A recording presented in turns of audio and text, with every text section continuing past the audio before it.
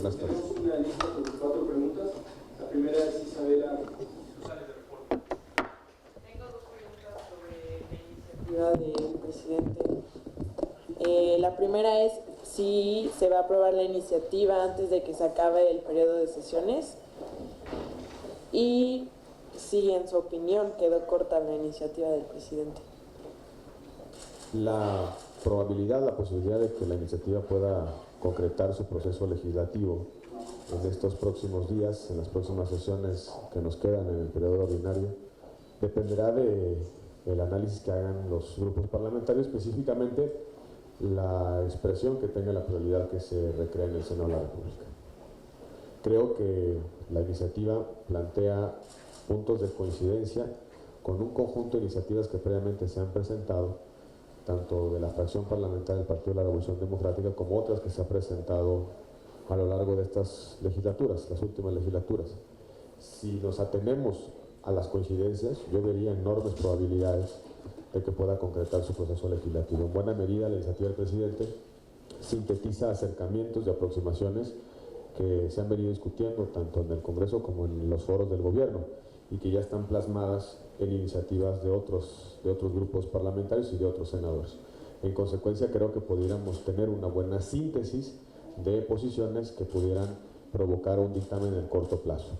Se ha turnado de manera inmediata, tan pronto como la recibimos, está turnada a 4 comisiones. Yo esperaría que las comisiones se sienten a revisar las posibilidades de tránsito de la iniciativa y que pronto tengamos noticia de si es posible avanzar en este periodo de sesiones. Es reforma legislativa, es reforma de ley, consecuentemente las condiciones son diferentes a una propuesta de reforma constitucional.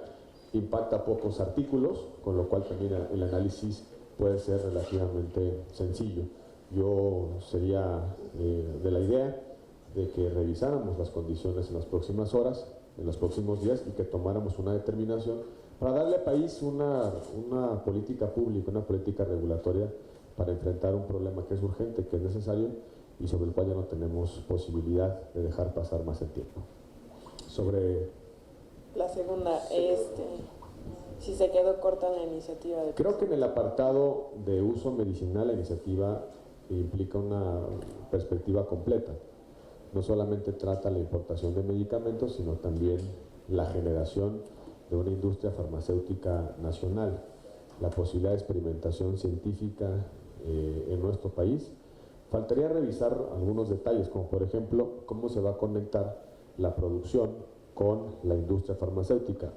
Hasta lo que he revisado de la iniciativa, no luego todavía resolver esa incógnita. Me parece que puede haber distintas soluciones, que sea más una cuestión de regulación administrativa y no de regulación legal, y que en consecuencia se deriva hacia los órganos que controlan las normas sanitarias esas definiciones.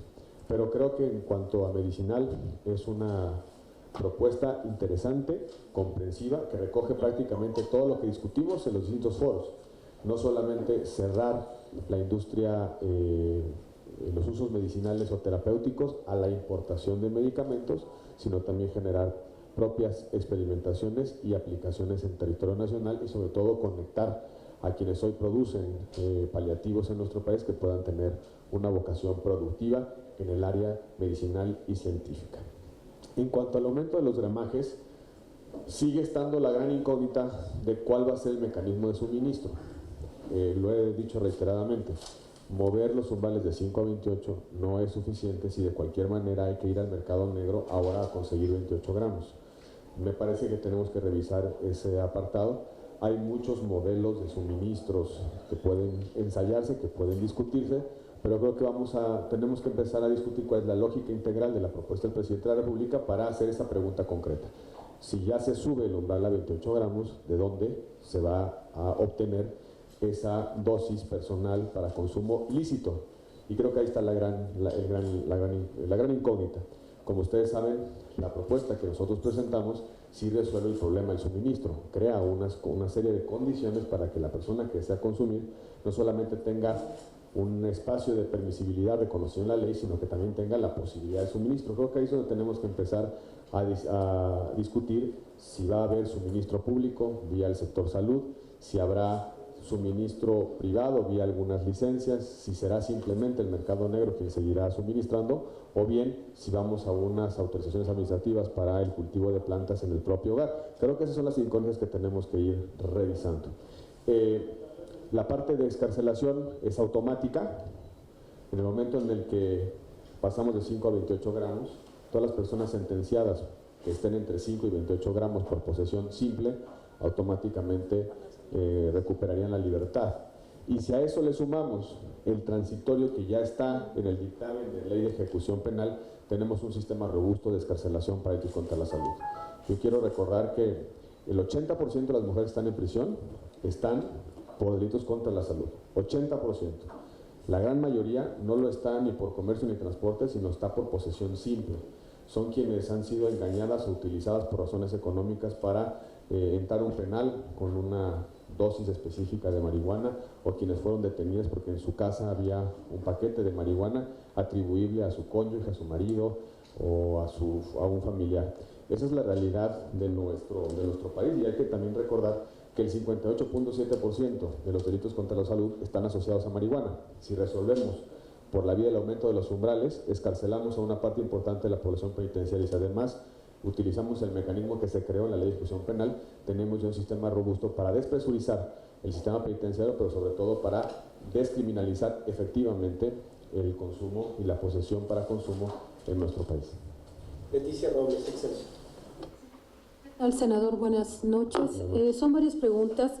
Uno es si usted utilizará sus facultades como presidente de la mesa directiva del Senado de la República para llamar a las 4 comisiones a sentarse ya la próxima semana, porque una cosa es que ellos se pongan de acuerdo y otra cosa es que la mesa directiva utilice sus facultades para decirle siéntense a analizar. Esa es una primera pregunta, senador. La segunda es para profundizar en algunos comentarios que usted ha hecho, es si sería conveniente que el Senado aprobara esto que está mandando el presidente de la República, o se esperara a hacer esta discusión de asuntos más técnicos como quién va a comercializarla, dónde se va a comprar, porque así como está la iniciativa del presidente, pareciera que yo puedo tener 28 gramos de marihuana y los puedo llevar a una farmacéutica y decirle, oye, transfórmala en una medicina, ¿no? Para que la pueda yo también consumir. O sea, no hay una especificación de cómo se va a hacer esto, de transformarla para uso medicinal, y si es necesario que el Senado mejor espere a una discusión, digamos, más enriquecedora de transformar la iniciativa presidencial a algo mucho más concreto. La tercera pregunta, senador, es si tiene usted una estimación de cuántos reos podrían quedar en libertad con esta disposición que está estableciendo el presidente de la República en su segundo transitorio, pero que también trae la ley de ejecución penal para que la puedan liberar. La otra pregunta, senador, es que la ley de ejecución penal dice muy claro que es la cantidad actual multiplicada por 1000, que serían 5 gramos, que serían 5 kilos, pero con esta reforma del presidente son 28 gramos, se elevaría a 28 kilos. Entonces, si usted pedirá a las comisiones que hagan un ajuste al transitorio 10º de la ley de ejecución penal, justamente para que no quede este asunto de 28 kilos y quede en 5 kilos. Y senador, también preguntarle si es posible que el Senado de la República, en otro tema, pero que lo están viendo ahorita, salga algo de anticorrupción. Gracias. Sobre las facultades, creo que la primera responsabilidad del presidente de la mesa directiva es crear las condiciones para que la pluralidad que está representada en el Senado de la República pueda tomar decisiones profundas, con oportunidad, y sobre todo que permitan resolver problemas sociales. Y yo creo que ahí es donde está una tarea importante de esta mesa directiva. Lo que yo haré, de hecho ya lo he hecho, es establecer comunicación con el presidente de la Junta de Coordinación Política para que a su vez él hiciese una consulta con los grupos parlamentarios para ver las condiciones de tránsito sobre esta iniciativa. Y me ha dicho que en efecto hará las consultas pertinentes para determinar si en el ámbito de las coordinaciones de grupos parlamentarios hay espacio y oportunidad para iniciar la dictaminación de la iniciativa del presidente de la República y de otras la próxima semana. Yo esperaré a que los coordinadores parlamentarios tengan una conversación al respecto y la mesa directiva hará todo lo que esté a su alcance para generar las condiciones a efecto de que no solamente las comisiones dictaminen, sino eventualmente el Pleno pueda conocer del producto que dichas comisiones generen. Nosotros, la mesa directiva, tiene la obligación de cuidar los consensos y de que cuando no existen los consensos, que las mayorías se expresen con orden. Y esa es la responsabilidad que vamos a asumir con total claridad en lo que resta de este periodo. Aprobar en sus términos. Yo sí soy de la idea de que en un problema tan complejo, que lleva tanto tiempo y que se ha convertido en un cáncer para la sociedad, cualquier paso en el sentido útil, en la dirección correcta, es un paso encomiable que hay que dar. Yo no considero que sea responsable mantener el status quo un día más. Cada día nos cuesta en términos de convivencia, nos cuesta en términos de violencia, nos cuesta en términos de vidas humanas.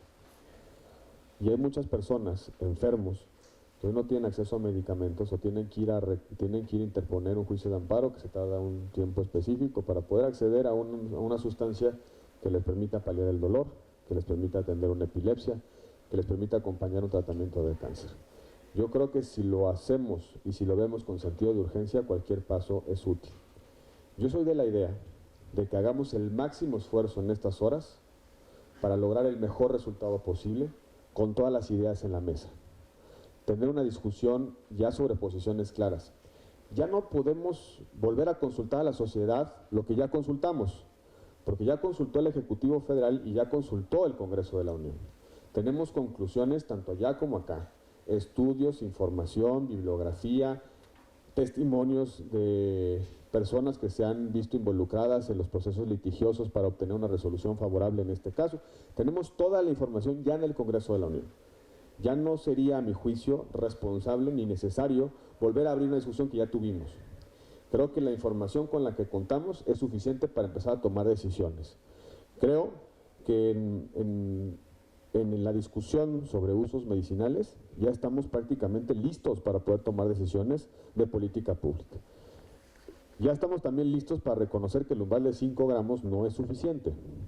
Ya también estamos listos para debatir que la existencia del mercado negro es lo que más lastima a nuestra sociedad. Si ya tenemos todas esas definiciones y conclusiones en la mesa, lo que hace falta es construir y tejer la política pública en específico. Yo insistiré en la discusión en que es necesario ver la cuestión de manera integral. Subir umbrales en sí mismo no resuelve el problema porque mantiene el mercado negro. Y ese es el gran tema de fondo, el mercado negro que vale 40 billones de dólares anuales y que van directamente a los bolsillos de los criminales. Pero creo que también se pueden resolver sobre la base del marco de referencia que ha planteado el presidente en su iniciativa. No estamos en una posición de lejanía. Yo prefiero 1000 veces bordar sobre el umbral de 28 gramos que bordar sobre el actual umbral de 5 gramos. Sobre todo porque mientras no cambiemos ese umbral, la gente sigue en la cárcel. Senador, nada más una pregunta extra. Tal como está la iniciativa del presidente, el uso medicinal, pero no deja nada claro, por ejemplo, la importación. Los laboratorios tienen prohibido la importación. No, sí levanta la prohibición de importaciones a base de cannabinoides, pero también, y ahí respondo a otra pregunta que usted hacía, la somete a controles sanitarios. No es que un campesino llegue con su producción y le diga a una farmacia, véndela. No, hay una precondición que es haber actualizado, haber acreditado los controles sanitarios que COFEPRIS tiene para cualquier tipo de medicamentos. Y eso exige, entre otras cosas, protocolos de investigación sobre las bondades medicinales o terapéuticas de la sustancia, del medicamento, y también todos los racionales sobre los efectos que puede generar su uso, tipos de prescripciones, validaciones médicas a través de paneles sobre si en efecto la evidencia empírica sobre sus efectos y daños es sólida o no es sólida. Entiendo, y así concluyo de la lectura de la iniciativa, que el uso médico de la marihuana en el planteamiento del presidente se somete a controles sanitarios que aplican para la industria farmacéutica. Me queda la duda si solamente se van a poder producir medicamentos, porque hay algunas aplicaciones que no son medicamentos, pero que también son productos que derivan de los cannabinoides y que tienen una utilización razonable en términos de daño para las personas. Pongo el ejemplo, las famosas pomadas para el dolor o para quitar los moretones. En Canadá se venden en las farmacias, porque la gran parte de los modelos regulatorios distinguieron entre usos medicinales y usos terapéuticos. Usos terapéuticos no necesariamente son medicamentos, son tés para dormir, son pomadas para quitar un moretón, son paliativos, no propiamente medicinales. Yo quiero pensar que en la iniciativa está planteada la distinción. Si ustedes se fijan, en el caso de Grace, lo que ella pidió que se permitiera la importación y su uso no es un medicamento propiamente, es un derivado del cárcamo de la planta que no tiene control sanitario de medicamento. Yo creo que hay que distinguir claramente esa frontera.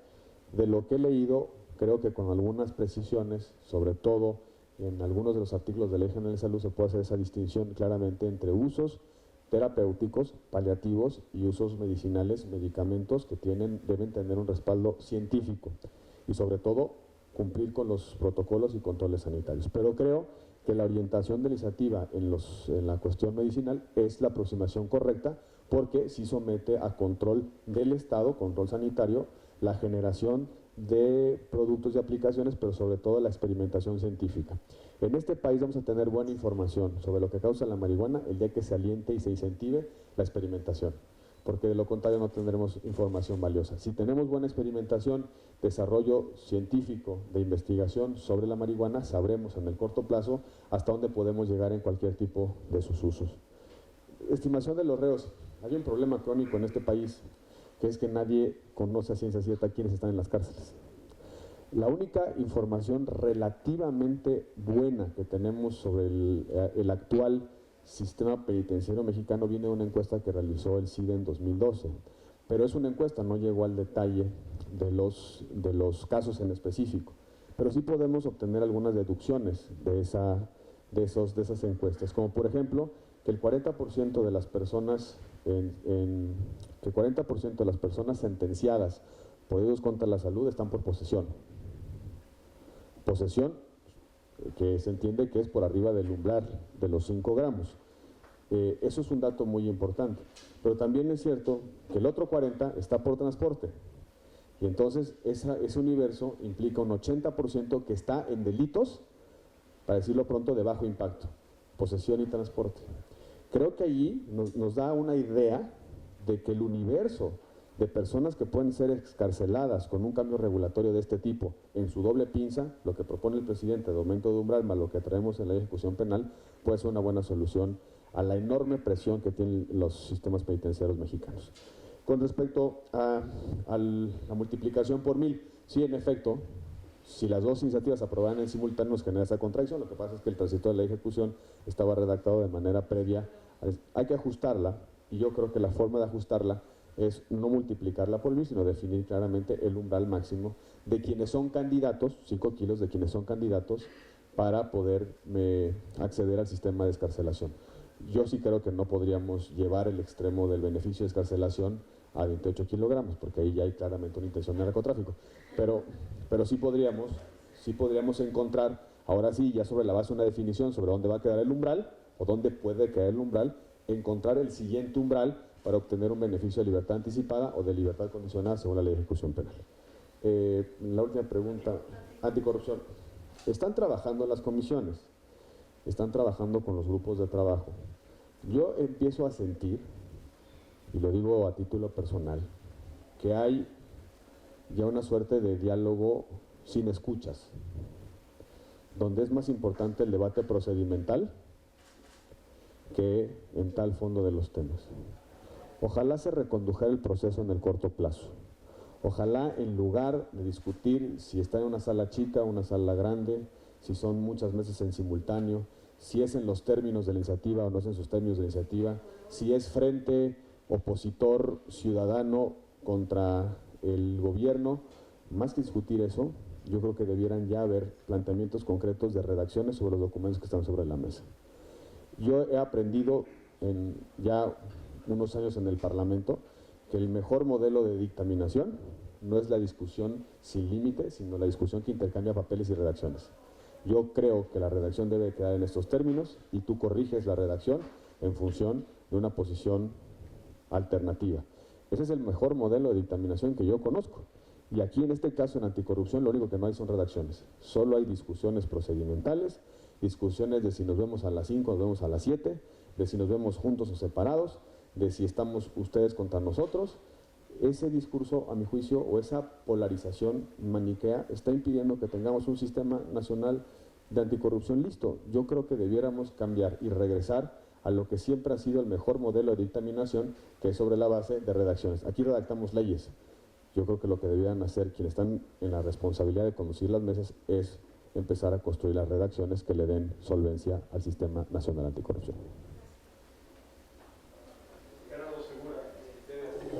Sí, senador, yo quisiera preguntarle, ¿qué tan cerca o qué tan lejos podrían estar de un acuerdo en la cuestión de la iniciativa del presidente en torno a la marihuana? Porque, bueno, usted dice que se podría avanzar en lo posible, que por la importancia de esta iniciativa, pero habrá fracciones que van a seguir manteniéndose, quererse yendo, manteniéndose o mantenerse en su posición, ¿no? Y no moverse de su posición. Y yo creo que lo peor que le podría pasar al país es que después de tanta discusión, tantos debates, foros, pues no se avanzara en nada y se quedará todo parado. Eso por una parte. En caso no llegar a un acuerdo en ese sentido, en este periodo, ¿podría ver la posibilidad de un periodo extraordinario? Otra cuestión, yo creo que el gobierno ya le tendría que entrar a acabar con la incongruencia de que está permitido el consumo de la marihuana y no hay, o sea, legalmente un lugar para poderla adquirir. Yo creo que ahí sí se tendría que incorporar en ese dictamen, o si es que se llega a un acuerdo, poner ese apartado como usted bien lo decía. Y una pregunta en otras cuestiones, ¿qué opinión le merece este escándalo en el que involucran al candidato del PAN al estado de Veracruz, al gobierno de Veracruz, a Yunes, Miguel Ángel Yunes? Por este espionaje telefónico se da a conocer que, bueno, pues tiene una fortuna ahí invertida en bienes raíces y que pues a lo mejor no es con recursos de procedencia lícita. Con respecto a el dilema entre todo o nada, avanzar en la dirección correcta, aunque no sea llegando a la meta, o quedarnos como estamos, yo siempre prefiero avanzar un pasito. Los panistas le llamamos eso mejorismo o gradualismo, y siempre pensamos, desde nuestra trinchera, que era mejor obtener un bien público hoy que esperar a los bienes públicos mayores mañana con el riesgo de que no llegara. Yo sí estoy convencido del sentido de urgencia de tomar una decisión con respecto a marihuana. Y no solamente por los detonantes internos, la resolución de la Corte, la discusión que hemos tenido, el caso Grace, el enorme desafío que implica el crimen organizado y el mercado negro, sino sobre todo por los detonantes externos. Y el detonante externo mayor es la posibilidad de que a finales de este año se legalice en California y Arizona. Y es muy simple la explicación. Si se legaliza en California y Arizona a final de este año, va a haber un muro comercial invisible en la frontera. ¿Para qué el consumidor en California va a querer importar marihuana mexicana si ya tiene marihuana legal en California? ¿Qué le va a pasar a esa producción mexicana que antes iba a los mercados extranjeros, al mercado de California? Se queda en territorio nacional. Si se queda en territorio nacional, hay una sobreoferta, un aumento de cantidad disponible en el mercado nacional. Cuando hay una sobreoferta, ¿qué le pasa al producto? El precio baja. Si el precio baja, más consumidores dispuestos a consumir. Y si el precio baja, pasa otra cosa, y es que las utilidades del crimen organizado disminuyen. Si las utilidades del crimen organizado disminuyen, ellos buscan complementar o sustituir esas utilidades perdidas por la reducción del precio en el mercado de la marihuana con otras actividades. ¿Cuáles otras actividades? Robo, secuestro, extorsión. Si no le damos seriedad a este problema y a esta inminente posibilidad, vamos a pagar de nueva cuenta costos en términos de violencia, en términos de recrudecimiento de la acción de los criminales, en términos de la diversificación de fenómenos criminales y muy probablemente en términos de un aumento del consumo en nuestro país. Porque un producto busca mercado, limpio, legal o negro, pero busca mercado. La marihuana, el excedente de producción de marihuana producida en México buscará un mercado. Si ya no hay mercado en California, ya no hay mercado en Arizona, si ya no hay mercado en Colorado, si ya no hay mercado en Washington, si ya no hay mercado en 25 estados de la Unión Americana, buscará el mercado nacional. Y esa es una cosa que debemos asumir en el cortísimo plazo. Por eso creo que un avance en la dirección correcta no solamente es razonable, sino también útil, inteligente, y nos puede evitar daños mayores en el corto plazo. Sobre el periodo extraordinario, perdón. Sí, bueno, es la gran incógnita y yo creo que ya lo empiezan a señalar varios. Yo entiendo el dilema político que hay detrás. No es fácil explicar y convencer a la gente que la forma de resolver el mercado negro de la marihuana es crear un sistema público de suministro. Porque tienen razón, la duda genera hay una duda, ¿qué pasará con el consumo si hay un sistema público de suministro que sustituya a el mercado negro? Pero yo creo que lo que debemos empezar a decir en este país es que la reducción del mercado negro favorece a los no consumidores. Es una buena idea para los no consumidores, para nosotros no consumidores que estamos pagando las consecuencias del consumo, es una medida necesaria. Porque estamos subsidiando, en términos de recursos, pero también de violencia, a los consumidores. Invertimos 9,000 millones de dólares al año para contener la oferta de drogas en nuestro país y fuera de nuestro país, específicamente en el mercado norteamericano. Es decir, 9,000 millones de dólares para que el 1.7% de los consumidores mexicanos no tengan marihuana o no tengan droga y para que el consumidor norteamericano no tenga acceso al suministro. Pequeño problema, Estados Unidos ya diseñó su propio sistema de suministro y está desregulando. Entonces nosotros seguimos pagando recursos en el combate a las drogas en lugar de prevención o en lugar de educación o creación de oportunidades, mientras allá están abriendo el mercado legal. Es una insensatez por donde lo veamos. Tenemos que entrar a esa discusión. Por supuesto que puede generar enormes preocupaciones que de repente haya posibilidad legal de acceder a una dosis de marihuana. Pero de lo contrario estaremos simplemente dándole la vuelta a un mismo problema. El problema de fondo no es dónde está el umbral de consumo lícito o de posesión para fines de consumo. El problema de fondo es dónde se obtiene, en el mercado negro o en un sistema legal de suministro. Esa es la cuestión. Ahora, yo creo que sobre la base de la iniciativa presentada por el presidente o de las que están ya en la Cámara de Senadores, podemos resolver esa incógnita. Lo importante es que, permítame usar la expresión, ya se abrió la nuez. Y cuando ya está abierta la nuez, podemos empezar a quitarle la cáscara y entrarle al corazón de la fruta. Y es donde yo creo que podemos tener una ventana de oportunidad para un paso decisivo sobre un tema que no podemos evitar, que es el actual hecho del consumo. Ahora, periodo extraordinario. Es como la tarea de los domingos, de los niños, los jóvenes que van a la escuela el lunes y le encargan la tarea desde el lunes anterior y dicen, el domingo la hago. La hago el viernes, pero paso al sábado y luego paso al domingo. Y siempre terminamos haciéndolo el domingo en la madrugada, en la noche. Pues es un poco la lógica de los periodos de sesiones ordinarias. Mientras haya tiempo, hay disponibilidad de decidir. Si decimos, hay periodo extraordinario y concluimos que puede haber un periodo extraordinario, no vamos a hacer la tarea en el ordinario. ¿Por qué diríamos? Habrá otra ventana de tiempo que nos va a permitir hacer lo que tenemos que hacer ahorita en otro momento. Hay un plazo fatal, el 30 de abril, una semana a partir del día de hoy, a partir del día de mañana. Hagamos lo más que podamos en estos días. Y después de eso, después del balance de resultados, decidamos si vamos a un periodo extraordinario o no. Yo no creo que sea muy prudente ir a un periodo extraordinario de sesiones en plena campaña electoral. Si de por sí, no estando en campaña, es difícil acercar posiciones y generar consenso, imagínense cuando los partidos están cada quien en su esquina tratando de obtener el respaldo de los ciudadanos, confrontándose y contrastándose con otros. Me parece que no es el mejor ambiente para tomar decisiones, sobre todo decisiones de tal calado y de tal profundidad como las que están en la mesa del Senado, Sistema Nacional Anticorrupción o el caso de la marihuana. Yo por eso quiero decir, negar la posibilidad de un extraordinario para que nos pongamos a hacer la tarea de aquí al 30 de abril y si no lo logramos discutiremos sobre el periodo extraordinario. Hay una regla no escrita en el sistema parlamentario mexicano y es que al extraordinario se convoca con productos, se convoca con dictámenes, no se convoca para seguir discutiendo, no se convoca para ver si nos ponemos de acuerdo, se convoca para en un par de sesiones decidir en el Pleno lo que ya está perfectamente acordado entre los grupos parlamentarios. Y lo de Veracruz, ya no me extraña nada que en este país, en procesos electorales, aparezcan llamadas y que después salgan de contexto.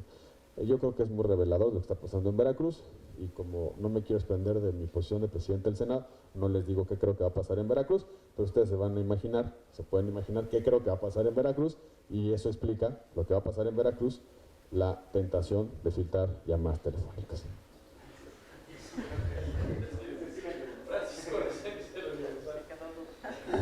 Buenas noches, senador. Oiga, preguntarle... Así está perfecto, ¿no? Buenas noches. Oiga, preguntarle que nos detallara solo como servicio para la gente. ¿Han recibido ya la iniciativa del presidente?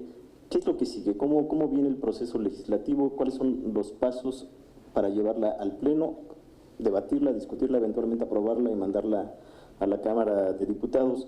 Y otro asunto, todos los coordinadores parlamentarios, bueno, al menos del PRI, PAN y PRD, ven positiva esta iniciativa del presidente. ¿De qué depende que salga antes del 30? ¿Voluntad política nada más? Sí, voluntad política y que nos pongamos a escribir un buen dictamen. Un dictamen que refleje una buena política regulatoria, alternativa a la insensatez de la política prohibicionista, pero al mismo tiempo que cerremos todos los ángulos. Todos y cada uno de los ángulos. Ya he señalado dos preocupaciones que tengo que creo que se pueden resolver en el curso y transcurso de la discusión. ¿Qué pasa con la producción nacional? ¿Cómo la conectamos con la industria farmacéutica? Y la segunda es qué hacemos con el prevaleciente mercado negro, porque el aumento de los umbrales no elimina la duda de sobre dónde se puede adquirir el suministro. ¿Cuál es el trámite que seguirá esta iniciativa? Pues la misma que todos los proyectos legislativos. Se ha turnado ya 4 comisiones: Salud, Gobernación, Derechos Humanos y Estudios Legislativos. Las comisiones se tienen que reunir, abrir la discusión, ponerse de acuerdo en las redacciones, aprobar un dictamen, turnarlo al Pleno. El Pleno discute, vota y manda a la colegisladora. Como se trata de reforma legislativa a nivel de ley, no tenemos la cláusula de enfriamiento de las reformas constitucionales que nos exige 2 sesiones diferentes. Aquí podemos resolverlo en una sola sesión, en un solo día, las 2 lecturas, darle sentido de urgencia y darle espacio suficiente para que la Cámara de Diputados estudie el tema y lo pueda discutir y votar. Son pocos artículos, prácticamente ya sabemos todos de qué se trata la discusión. En el fondo es simplemente abrir el espacio para usos medicinales y terapéuticos y el aumento del gramaje establecido en la Ley General de Salud, que implica la no responsabilidad penal por posesión para efectos de consumo. Creo que la discusión está muy acotada y yo no encuentro nada nuevo que nos obligue a una reflexión sesuda, una reflexión intergaláctica, yo no veo nada que sea nuevo en nuestras discusiones, nada. Cualquier argumento de que tenemos que revisar otra información o pedirle opinión es simplemente un pretexto. Hemos discutido todo durante los últimos meses con respecto a la marihuana. Todo es todo. Ustedes lo han escuchado, lo hemos hecho públicamente. Ya sabemos qué es el THC, ya sabemos qué es el CBS, ya sabemos qué es el CBR1, qué es el CBR2, ya sabemos todo sobre marihuana. Sabemos cómo funciona el sistema de umbrales, sabemos cómo funciona el sistema medicinal, la diferencia con el terapeuta, ya todo lo sabemos. Ahora hay que poner en papel nuestros consensos sobre la problemática de las drogas y específicamente de la marihuana. Eso no implica que podamos seguir discutiendo y acercándonos en lo que falta. Eso no implica que cancelemos el debate hacia adelante. Pero lo que sí implicaría es ya tomar una posición clara, contundente, firme y en el corto plazo sobre cómo tener una mejor aproximación al problema de las drogas. Una aproximación más justa, más humana, más racional pero sobre todo basada en la reducción del daño social que genera el consumo de unos cuantos. Y ese es quizá el desafío que tenemos en el corto tiempo. Siempre hay, siempre habrá suficiente cuando existe voluntad política. Hemos hecho reformas constitucionales en horas. No veo por qué en este caso pudiéramos cancelar una discusión que sea útil para México y que le dé una solución a México para evitar y resolver el enorme problema de violencia. El mundo ya cambió. El ambiente en la sesión de Naciones Unidas es otro. Yo tuve la oportunidad de presenciar distintas sesiones de Naciones Unidas en las que se discutió el tema de drogas. Lo que vimos hace unos días en Naciones Unidas es el aprendizaje colectivo y global de que lo que estamos haciendo y hemos hecho durante los últimos 40 años ha salido peor que la propia enfermedad. Y eso es justamente lo que tenemos que acabar. Y quienes debemos encabezar esta causa somos los no consumidores, porque somos los no consumidores los que estamos pagando las consecuencias de quienes consumen. Gracias. Gracias y buenas noches.